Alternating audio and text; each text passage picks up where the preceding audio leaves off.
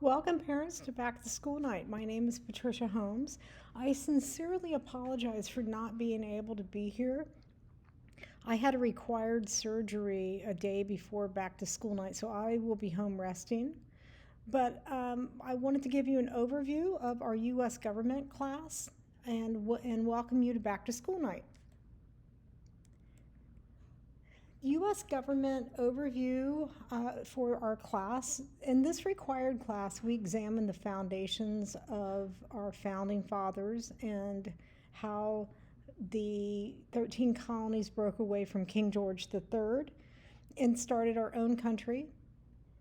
Within our studies, we also look at our first Constitution, the Articles of the Confederation, and look at the weaknesses as to why our founding fathers wrote a new constitution, which is the one we currently are using today.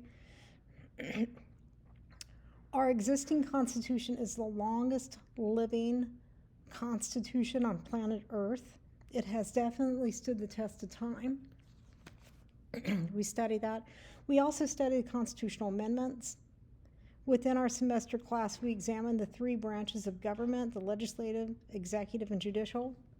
We also look at the state government structure for California.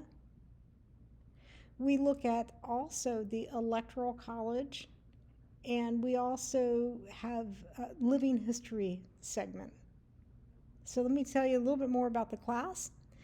The U.S. government grading system has a combination of grades.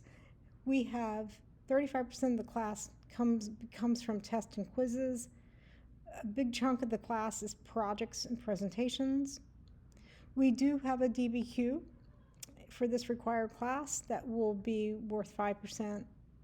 We have a stamp sheet in our class. A stamp sheet is activities that we do within the class. The students complete the activities, they get a stamp. Each stamp is worth 10 points. And at the end of each quarter, I collect the stamps.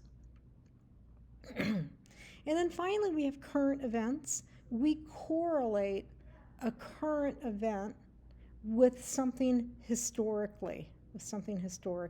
That way we can not only understand what's currently happening with our news, but we can parallel it to something in history. The book that we use is McGraw-Hill, Principles of Democracy. I have a classroom set. The students can check out a book and bring home if they want, but it's not required because my homework, I have very little to no homework. Most of the work we complete in our block schedule, and I certainly understand that students are super busy with other homework, math, science, English. They have extracurricular activities, so I really try my best to get the work done in class. Here's my, I'm going to repeat a lot of the homework policy. For the most part, there's very little homework if classwork is completed. And I reward the students by keeping them on track and giving them a stamp with a stamp sheet. The block schedule allows me to cover big chunks of information because we often are in class for 80 minutes at a time. And students will only have homework if they, for example, are studying for a test or they miss a class for whatever reason. Perhaps they're sick and they stayed home. They might have to catch up, and they'll do that at home.